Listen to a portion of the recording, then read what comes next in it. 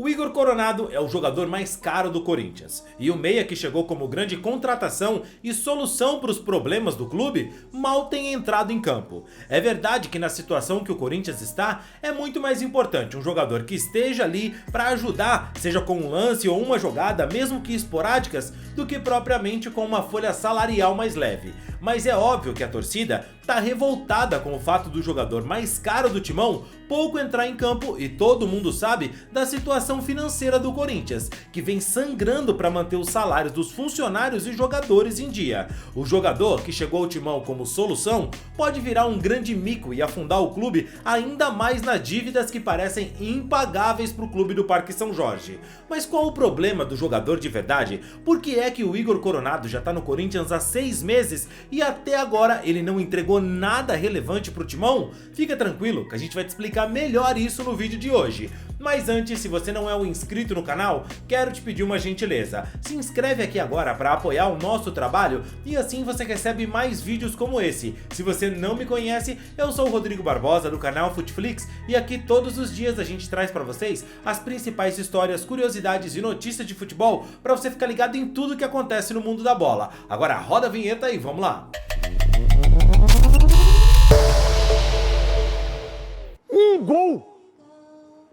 Um gol em 3 meses. Cara, um gol em 3 meses. Sabe quantos gols tem o Pedro? 20. E os caras querem tirar o Pedro pra botar o Gabigol ainda. Um gol, um golaço do Coronado. Bom jogador o Coronado. Tem que ser o titular. Essa fala do Neto podia ser de agora, pouca coisa mudou. O jogador que chegou no Corinthians com muita gente se perguntando quem era e como jogava, teve mais repercussão pelo excesso de bagagem do que propriamente pelo tempo de jogo no timão. E cara, é algo normal que jogadores cheguem a algum clube, grandes clubes, e não consigam entregar tudo aquilo que se espera, não consigam render com aquela camisa. O problema é que o Coronado chegou no Corinthians com o status de craque. Os problemas do timão seriam resolvidos por ele. Ele chegou como uma aposta, mas ganhando o valor de solução. E isso foi uma grande irresponsabilidade dessa diretoria, que já mostrou que não é muito diferente das anteriores. Aí, meu irmão, eu vi descobrir que o Corinthians está pagando 2 milhões de salário pro Coronado. Porra, se eu pago 2 milhões pro Gabigol, pro De Arrascaeta, vamos lá, pro Dudu do Palmeiras, se eu tiro o Pedro do Flamengo, sabe? Se eu pago pro Luis Soares, pô, legal, tá, beleza. Aí eu vou, Coronado, ele jogou aonde aqui? Nenhum lugar. Ele tem 31 anos. Do jogo, um jogo que eu vi que ele jogou na Arábia. E essa informação de que o Coronado custaria ao Corinthians cerca de 2 milhões de reais por mês fez muito torcedor ficar completamente maluco. Como é possível que o Corinthians vá até a Arábia, contrate um jogador para ser solução, um cara que há tanto tempo joga num campeonato com um grau de competitividade bem mais baixo e simplesmente topa pagar para ele um valor totalmente fora do que se pratica por aqui?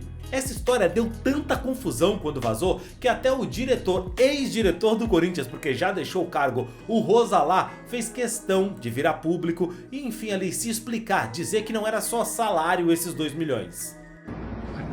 Fala, Fiel. Tô aqui para esclarecer um mal entendido na entrevista de ontem na Band Esportes. Em momento algum eu mencionei o valor de 2 milhões como sendo o salário do jogador Igor Coronado.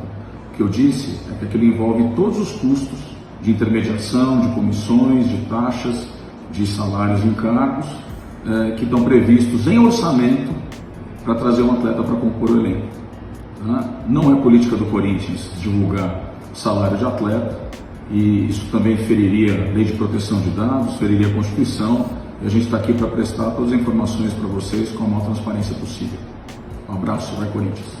Sim, eu sei, não muda nada. Por se tratar de um jogador livre no mercado, o clube acaba negociando valores de luvas maiores. Existem comissões para empresário e toda sorte de custos que um clube pode praticar para tentar mostrar que acabou a farra e se provar forte no mercado. O resultado foi um péssimo investimento em um bom jogador. O Coronado é bom jogador, só não pode entregar aquilo que a diretoria, enfim, pagou para ele entregar. Isso É impossível, meu irmão. O futebol hoje depende muito mais do que só de talento. E você, eu e todo mundo aqui tá careca de saber disso. Só o diretor do Corinthians que parece que não.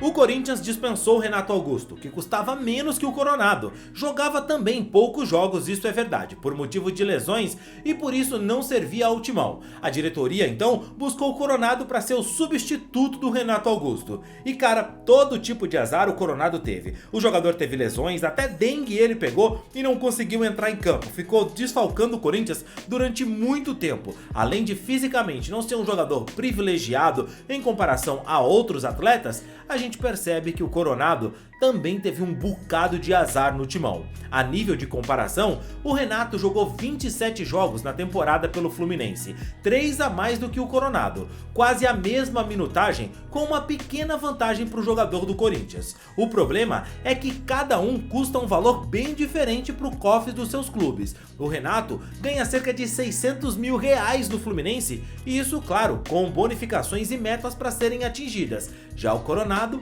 onera o Corinthians em cerca de 2 milhões de reais por mês. Mas cara, presta bem atenção, não dá pra gente criticar o Coronado tecnicamente. Nos poucos minutos que ele tá em campo, dá pra ver que o jogador tem intimidade com a pelota. E não é só isso, não é só o talento. Muita gente ainda tinha dúvida em relação ao seu futebol. Você enxerga o gol como uma resposta aos críticos, principalmente saindo como um dos melhores em campo? Olha, o gol pra mim assim sempre foi, não é algo que eu coloco na minha cabeça que eu sou obrigado a fazer. Eu tento dar o meu melhor para ajudar a equipe, tanto na fase de posse, assistência, gols, me dedicando ao máximo. E eu acho que as coisas vão acontecendo. Então hoje, claro, fico muito feliz pelo primeiro gol. Espero de estar fazendo muito mais. Então não me coloco essa pressão, porque eu acho que o trabalho no final das contas sempre vai pagar.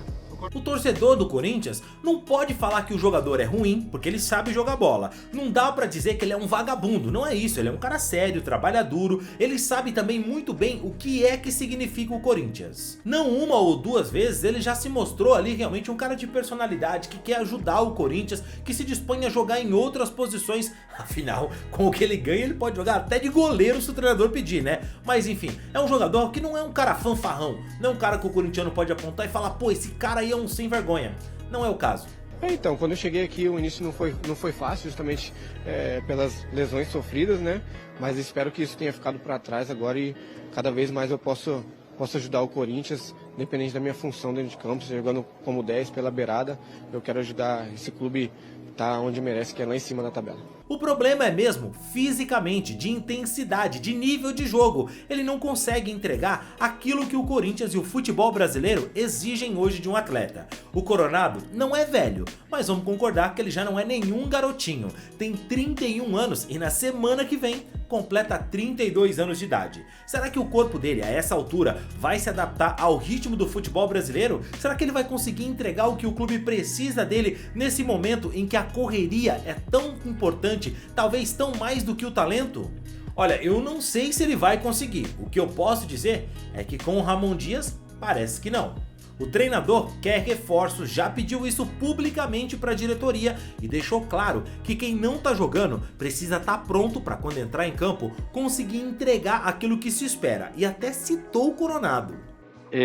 La semana pasada tampoco le tocó a Coronado por la suspensión, pero el campeonato es muy largo, esto recién empieza. Tenemos 3 torneos y se tienen que poner bien para el momento que le toque estar al 100%. Y principalmente, no que le responda a Ramón Díaz, que le responda al club y a los hinchas. Porque los hinchas exigen que jueguen bien, que tengan una entrega y que consigan resultados. Eso estamos trabajando. O Corinthians está vivo na Sul-Americana, na Copa do Brasil e tem a briga mais importante no Campeonato Brasileiro, onde está na zona de rebaixamento. Tem 21 pontos em 22 jogos. Precisa ganhar e precisa ganhar urgentemente. E para isso vai ser do jeito Corinthians de ser, como a história e o jeito do Corinthians sempre foram. Com correria, briga, entrega e muita garra. Aliás, garra e garro principalmente. O argentino Rodrigo Garro, que custa bem menos aos cofres do Corinthians, tem sido o cara, a referência técnica do Corinthians dentro de campo, jogando muita bola e entregando mais não só do que o Coronado, mas do que qualquer um do Corinthians.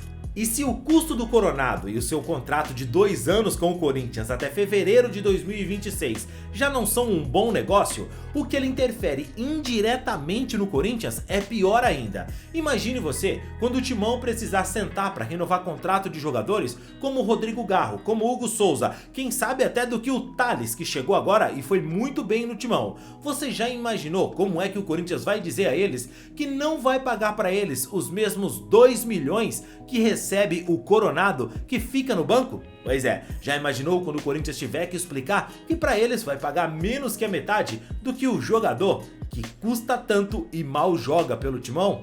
Não vai dar bom, né?